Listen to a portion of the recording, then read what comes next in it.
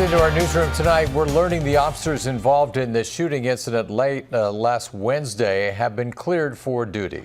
Captain Jay Levitt and Lieutenant Owen Gregg fired their weapons when they came across someone firing a long gun outside a strip mall near 31st and Ames Avenue. 2 other people were also arrested. Investigators say their statements are consistent with other statements and from evidence at the scene, including surveillance camera video.